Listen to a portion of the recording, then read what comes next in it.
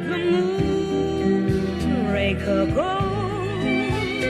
So James Bond investigates the stolen space shuttle and discovers a plot to commit global genocide. Originally, For Your Eyes Only was the next Bond film, as it said in the end credits for The Spy Who Loved Me. That reads, James Bond will return in For Your Eyes Only, but producers decided to base Moonraker from the book after the success of the Star Wars film 1977. Instead, For Your Eyes Only was on hold, and to follow Moonraker, Ian Fleming had originally planned to release a novel in 1955 to be made into a film, even though before he began writing it, a part of the novel was thus based on original idea for a screenplay, which had been on his mind for years. Ian first pitched the novel to Alexander Korda, the film producer, who had expressed interest in purchasing the rights to Live and Let Die. In 1955, John Payne offered $1,000 for a 9-month option to Moonraker, plus $10,000 if production eventually took off. The negotiations broke up in the following year due to the lack of agreements, so Fleming eventually settled with Rank Organisation, a British company who owns Pinewood Studios. Rank wound up not developing the film, even after Fleming contributed his own script, trying to push production forward, and Fleming purchased the rights back in 1959. Moonraker ended up being the last James Bond novel to receive a screen adaptation until the 2006 Casino Royale. Although, as with the several previous Bond films, the story from Fleming's novel is almost entirely dispensed with, and little more than the idea of Hugo Drax as an industrialist who makes rockets was used in the film. Drax has a plan for a master race in the film, but in the novel, actually had been a Nazi. The dramatic scene of Bond and his female companion being dropped in an exhaust duct under a rocket where they are nearly burned to death also appears in the film. Otherwise, the film is more in keeping with contemporary trends in science fiction. Die Another Day film makes further use of some ideas and character names from the novel. Tom Mankiewicz wrote a short outline for Moonraker that was mostly discarded. Mankiewicz said footage shot at Drax's layers was considerably more detailed than he edited result in the final version. Some scenes from Mankiewicz were used in subsequent films, including the Acrostar jet sequence, used in the pre-credit sequence for Octopussy, and the Eiffel Tower scene in A View to a Kill. In 1978, Steven Spielberg wanted to direct the film and offered it after the release of Close Encounters of the Third Kind, but he was turned down again. In March 2004, rumours surfaced about a lost 1956 version of Moonraker by Orson Welles, and a James Bond website repeated on April Fool's Day in 2004 as a hoax. Supposedly, this recently discovered last film consisted of 40 minutes of raw footage with Dirk Bogarde as Bond, Welles as Drax, and Peter Lorre as Drax henchman. Those casts reprised their role. Roger Moore originally signed a 3-film contract with Eon Productions, and he did his first 3 films, Live and Let Die, The Man with the Golden Gun, and The Spy Who Loved Me.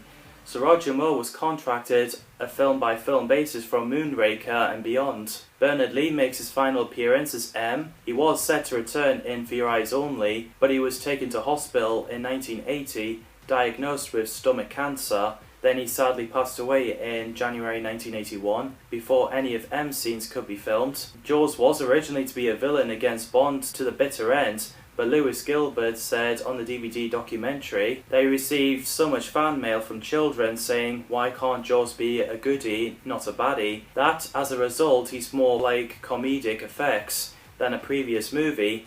He was persuaded gradually to transform Jaws into Bond's ally by the end of the movie. As I've said, I love the villain, definitely my favourite. It's great to see him again. Lois Chiles plays Dr. Holly Goodhead, an American CIA intelligence operative who's on a mission to investigate Hugo Drax's operations. I really like her. I wish we'd see more of her. Lois Chiles was offered for the role as Anya Amasova in The Spy Who Loved Me, but she turned it down as she decided to take temporary retirement, so eventually she got the part as Holly Goodhead. When she was given the seat next to Lewis Gilbert on the flight, and he believed she would be ideal for the role as a CIA scientist, Jacqueline Smith was originally offered the role of Holly Goodhead, but she had to turn it down owing the schedule conflicts with Charlie's Angels. Michael Lonsdale plays Hugo Drax, billionaire industrialist leading an aerospace manufacturer, Drax Industries, as well as the second employer of Jaws, who plans to wipe out human population. Brilliant villain, very dark. The character was originally to be played by James Mason, but it was decided to cast Michael Lonsdale. Stuart Granger and Louis Jordan were considered for the role. Corinne Collery plays Corinne Defoe, the personal pilot to Drax. She's great. Corinne Collery was chosen for the character to comply with qualifying criteria of the agreement. Christopher Wood had originally written the part as a sassy and slightly ditzy Southern Californian Valley girl named Trudy Parker, but the character was subsequently played by a French actress due to the film production moving to Paris for budgetary reasons. Wood later said that he would have liked to been able to tweak the dialogue to better reflect the changes. He also said that her response to Bond's questions of why she was ignoring her mother's list of the things not to do on the first date. "I never learned to read" is his most hated line in any Bond film, and suggested that makes her sound like imbecile. What about that list of your mother's? I never learned to read. During the production, the line was changed from his original choice of "What Mother?" Such cinematic changes was not in Wood's accompanying novelization. Interestingly, prior to setting on the name Corinne, presumably after the actress who would play her, a screenplay dated 19th of May 1978 lists the character's name as Sylvie Defoe. Subsequently, in Wood's novelization of the film, James Bond and Moonraker, Corinne's character is named Trudy Parker. Emily Bolton plays Manuela, a Bond girl who's an intelligence operative. She gives off great performance. Blanche Ravalik plays Dolly, Jaws' love interest. Her name is not said in the movie, it was only written on the end credits. She's very likeable, and there's nice chemistry between her and Jaws. There was a Mandela effect on that scene. To those who don't know what Mandela effect is, a large group of people have specific false memories. It was named by paranormal researcher Fiona Broom. For example, she was reported to have memories of the news of Nelson Mandela, South African anti-apartheid leader, dying in prison in the 1980s, but he actually died in 2013.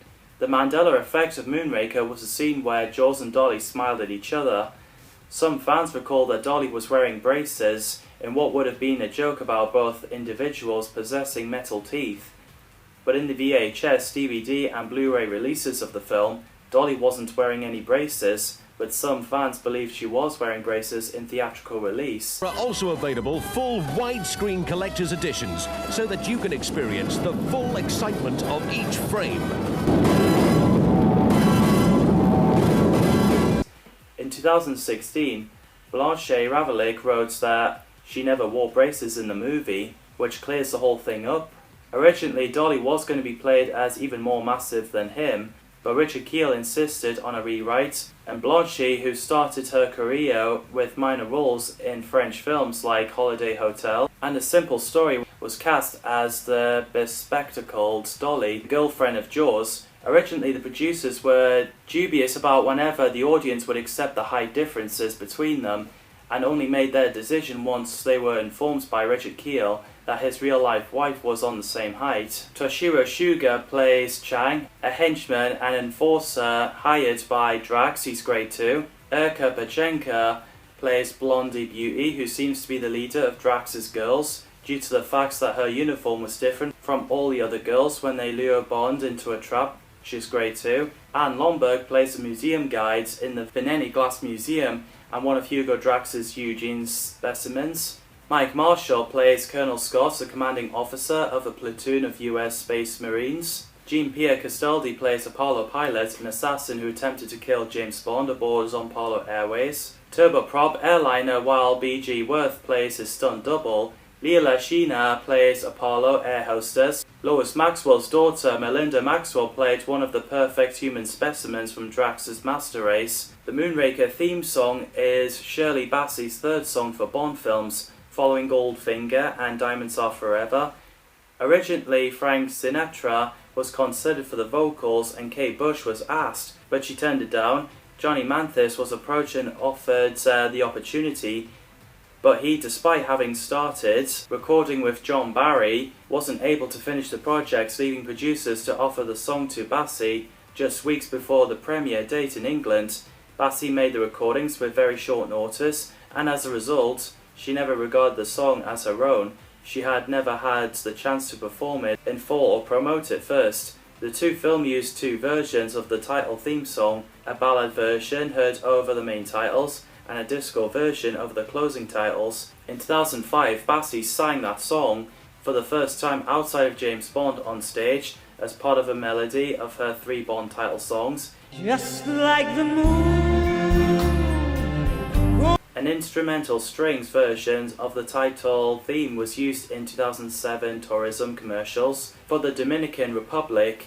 It's a really nice atmosphere song, and the music by John Barry is well done.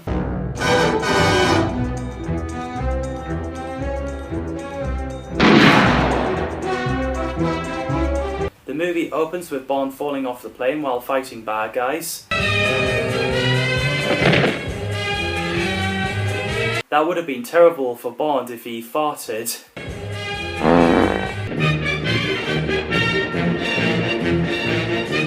Dot to the picture, and M's response is pretty funny. Like this? Oh, thank you, 007. Drax trained his dogs really well. Could you imagine that ride Bond was in and the speed of it? Be right back.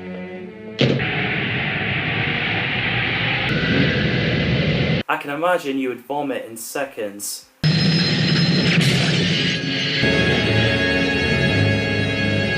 The punching scene shows Bond is no fool. You missed, Mr. Bond. Did I? Corinne's death by dogs is pretty brutal.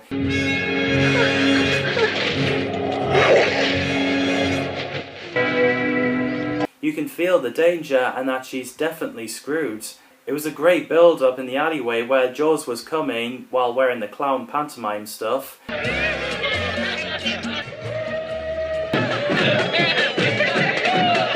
James making a winky face to Holly, distracting a guy, is pretty funny. You could even extend it with random faces.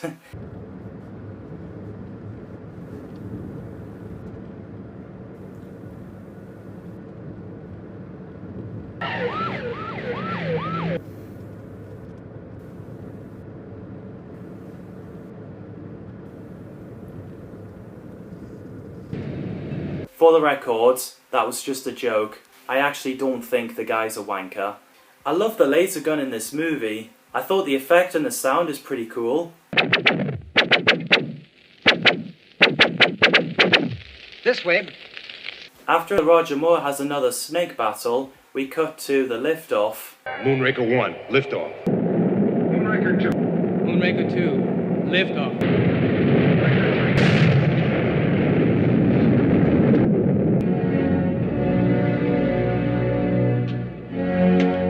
My favourite scene has got to be the reveal of Space Station.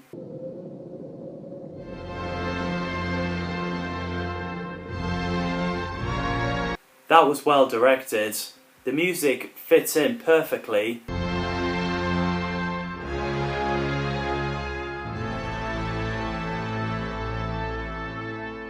Give props to the people who made this awesome scene. Radio silence.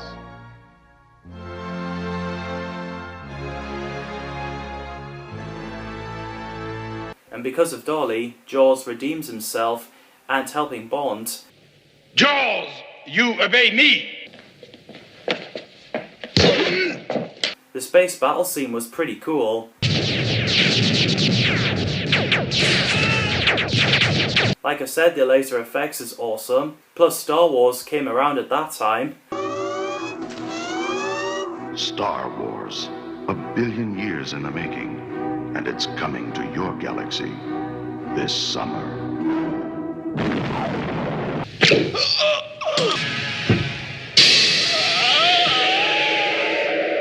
After Drax is launched in space, Dolly and Jaws have a drink together, and this is the only time he spoke. Well, here's to us. Thank God they both survived. The fact that Bond doesn't learn the way Q examines a screen as an engineer studying the process, and a classic line.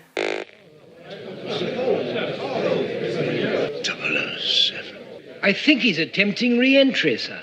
Is brilliant.